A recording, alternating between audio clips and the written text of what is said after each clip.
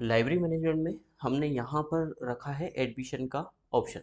यहाँ पर हम स्टूडेंट का एडमिशन करेंगे। ठीक है, किसी एक का नाम बता दो।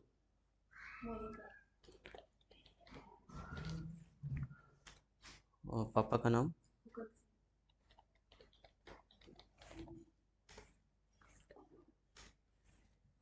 मोबाइल नंबर हमने माना कि 787 डाल दिए। एड्रेस डाल दिया। अब इनको कौन सी सीट देना है, कैबिन देना है, तो ये हमारे जो हमारा डेटाबेस है वो हमने इसी सीट में डाला है। तो वहाँ से डेटा को कॉपी करके यहाँ हम जाएंगे, कंट्रोल डाउन करेंगे, यूज रिलेटिव रेफरेंस ऑन करेंगे और लास्ट में जाकर के पेस्ट कर देंगे। अभी हमें जैसे सीट पता नहीं फिलहाल के लिए, तो हम यहाँ पर कह सकते हैं कि नो, कोई सीट नहीं है ना। एनो ऐसे डाल देते हैं। एग्जाम जो भी है तैयारी कर रहे हैं वो हमने यहाँ पर डाल दिया। जैसे ही हम इसको सेव को क्लिक करेंगे तो डेटा यहाँ से कॉपी हुआ, कॉपी होकर के हमारे इस डेटाबेस में आकर के लास्ट में पेस्ट हो जाएगा। ये देखिए, मोनिका का यहाँ पर एडमिशन हो चुका है।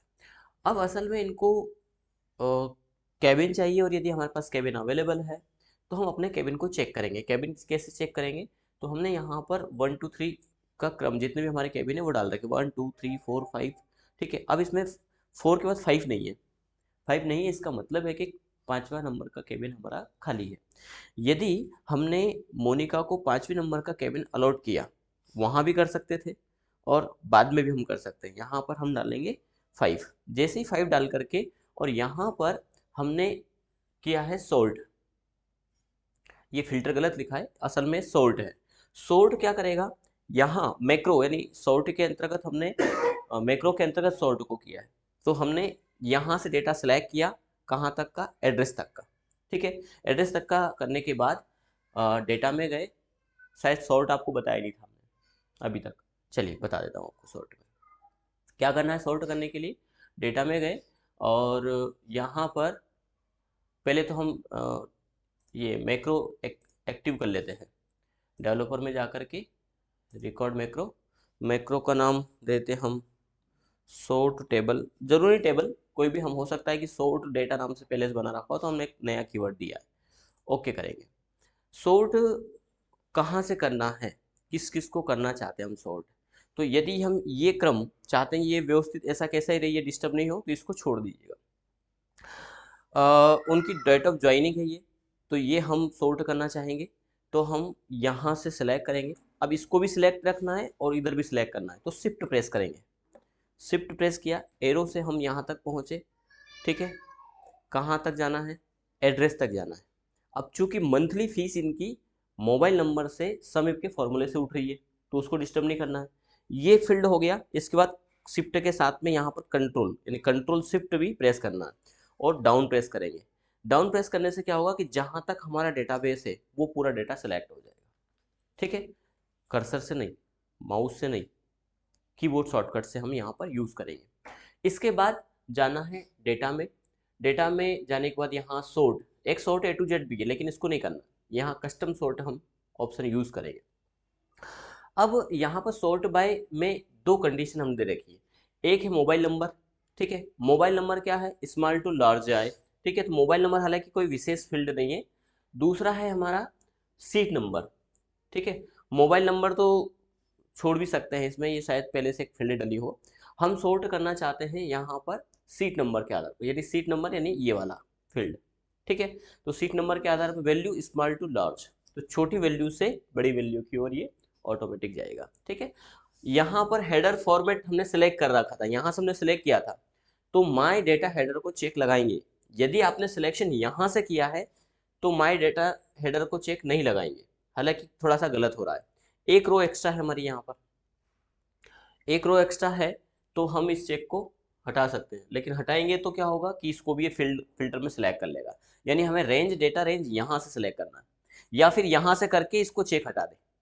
अब हमने यहाँ से किया, जब हम इसको चेक लगा रहे हैं तो ये हेडर को छोड़ रहा है लेकिन इसको पकड़ रहा है। अब ये नंबर भी सॉर्ट में चला जाएगा, जबकि इस नंबर को हमें यहीं रखना है। तो हम क्या करेंगे, इसको पहले एक बार कैंसिल करेंगे और डेवलपर में जा करके इसको भी हम स्टॉप करेंगे फिर से। अब हमें डेटा सिलेक्शन कहाँ से करना है, यहाँ से करना है। ठीक है। Record macro, sort table, okay, yes, ठीक है। इसमें भी आप मल्टी कंडीशन सॉर्ट भी कर सकते हैं, लेकिन नंबरिंग सही नहीं आएगा उसमें। A to Z हम नाम के आधार पर A to Z और ये भी कर सकते हैं, लेकिन फिर ये डिस्टर्ब होगा। ए आएंगे, फिर 1 2 3, तो हमें चाहिए 1 2 3 के फॉर्म में ही चाहिए, इससे A to Z करने की ज़रूरत नहीं है। यहाँ से हमने डेटा सेलेक्ट किया, कर्सर हमारा यहाँ है ही, चाहे तो आप एक बार क्लिक कर सकते हैं इसको यहाँ, और शिफ्ट के साथ में एरो। अभी कंट्रोल सेलेक्ट नहीं किया, कंट्रोल करोगे तो कंट्रोल के साथ में करेंगे तो पूरा डेटा सेलेक्ट हो जाएगा, इसलिए हम ओनली शिफ्ट के साथ में सेलेक्ट कर रहे हैं। कहाँ तक का? एड्रेस तक का। इसके बाद कंट्रोल शिफ्ट डाउन करेंगे, क्योंकि हमें नीचे तक का पूरा डेटा सेलेक्ट करना है। इसके बाद हम जाएंगे डेटा के अंतर्गत, सोर्ट के अंतर्गत। अब देखिए, हेडर पर चेक लगाया तो ये ऑटोमेटिक छोड़ दिया इसने, जबकि हमने सिलेक्ट यहाँ से किया था, ठीक है। अब हम यहाँ पर पूछ रहा है सोर्ट किसके आधार पर करना है, तो एक तो इसमें मोबाइल नंबर वाली से 6 नंबर। अब 6 क्यों आ रहा है? क्योंकि यहाँ से ये इस फील्ड को सिलेक्ट कर रहा है। 6 यानी मोबाइल नंबर, और 8 यानी सीट नंबर, ठीक है। पहले यहाँ से सिलेक्ट था, इसलिए ऐसा लिखा आ रहा था, तो आप कॉलम को देख लेना, ठीक है। और ओके को हम, अब इसको भी कैसे हैं छोटा, आप इस लार्ज टू स्मॉल भी कर सकते हैं, तो उल्टा क्रम हो जाएगा फिर। अभी हमें 1 2 3 की फॉर्म में चाहिए। ओके करेंगे, क्या हुआ, हमारा डेटा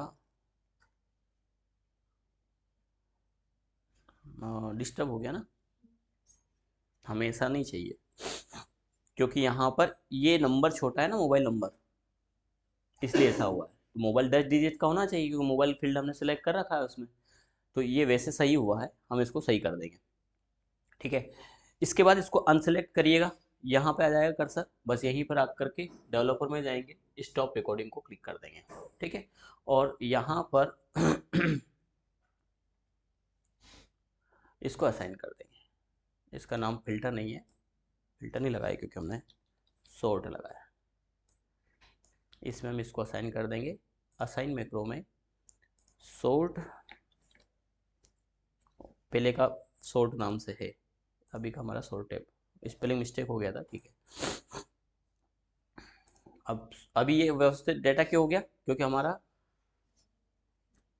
व्यवस्थित डेटा इसलिए हो गया क्योंकि नंबर तो सही था।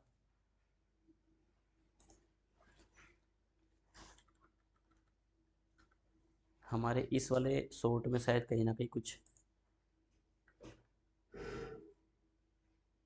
सही नंबर के कारण ही कुछ हुआ होता, ठीक है। तो ये अब क्या हुआ, पांचवा नंबर देखिए आप, लास्ट में था, ये यहाँ आ गया 5।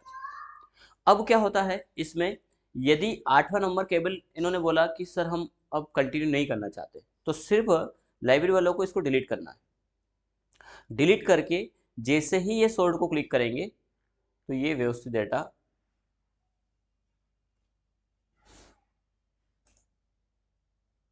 सेवन में नहीं था क्या पहले से?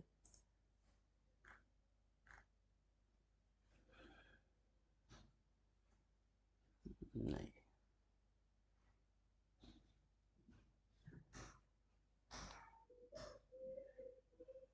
हम एक ही कंडीशन के आधार पर सॉर्ट करते हैं इसको। फिर से करते हैं एक बार मैक्रो, शायद हमारे मैक्रो में कोई मिस्टेक, ए लगा दिया सॉर्ट के साथ हमने।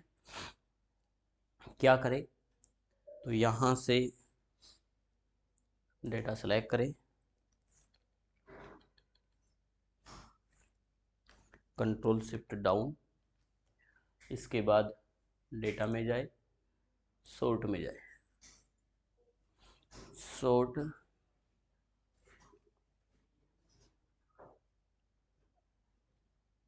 वैल्यू 8 नंबर कॉलम ही है,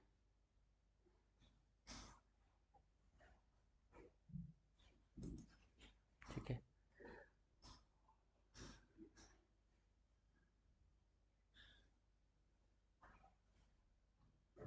ओके को क्लिक करेंगे, इसके बाद अनसेलेक्ट करेंगे। एक ही फील्ड पे करना, मोबाइल नंबर की कोई ज़रूरत नहीं है, वो किसी कारणवश सेलेक्ट होगा पहले उसमें। और डेवलपर में जाएंगे, इसको स्टॉप कर देंगे। अब असाइन कर लेते हैं,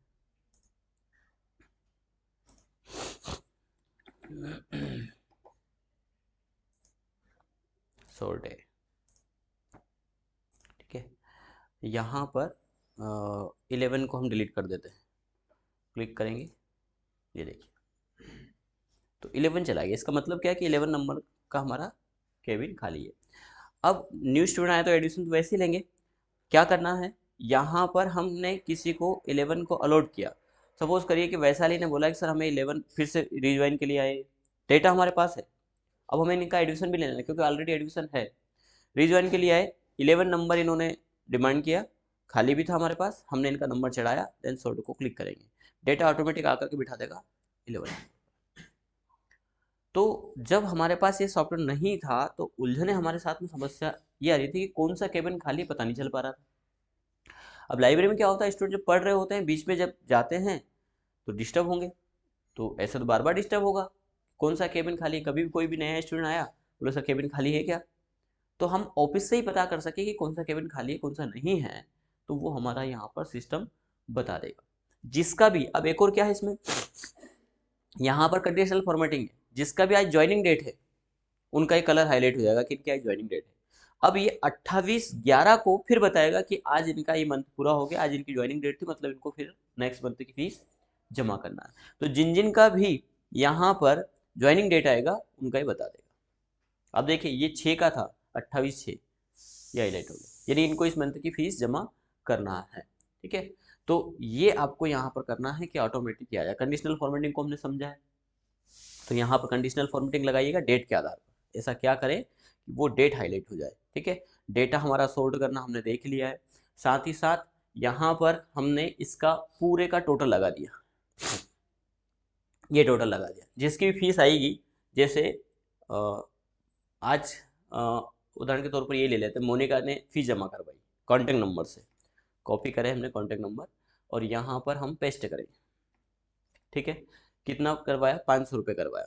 हम सेव एंड प्रिंट को क्लिक करेंगे, ओनली सेव का भी ऑप्शन रखा है, प्रिंट नहीं देना हमें, तो हमने एक ऑप्शन ये भी बना रखा है, सेव को क्लिक करेंगे। जैसे सेव को क्लिक करेंगे तो सिस्टम हमें बता देगा कि आज हमारे पास 500 रुपये आए, ठीक है। 500 रुपये यहाँ ऐड हो गए, साथ ही साथ हमारी टोटल जो हमारे पास आया है वो यहाँ जमा हो जाएगा, 1000 रुपये हमारे पास टोटल आया है, ठीक है। टोटल हमने ये एक्सपेंसेस अपना जोड़ रखा था, ये यदि किसी लाइब्रेरी वालों को आवश्यकता है तो वो यहाँ डाल दें, नहीं है तो हटा दें, हटा सकते हैं, ठीक है। यहाँ हर स्टूडेंट का टोटल हो जाएगा और इनका टोटल यहाँ हो रहा है और यही टोटल उठा करके हमने यहाँ डाल दिया है, ठीक है। तो ऐसे सम का फॉर्मूला लगा सकते हैं या इसका एड्रेस पास कर सकते हैं, ठीक है। तो टोटल अब यदि 1000 रुपये है और एक और रिसिप्ट हमने बनाई, ये अक्टूबर में जमा हो गया इनका, यदि इनका नवंबर हम सेलेक्ट करेंगे, इन्होंने कहा कि नवंबर की फीस भी जमा कर लीजिए, क्या सॉर्ट कर दिया मैं, सॉर्ट नहीं सेव करना, कि नवंबर में फीस जमा हो गया, हमारे पास 1000 रुपये आ गए हैं, टोटल हमारे पास 1500 रुपये है, ठीक है। तो इस पर आपको काम करना है।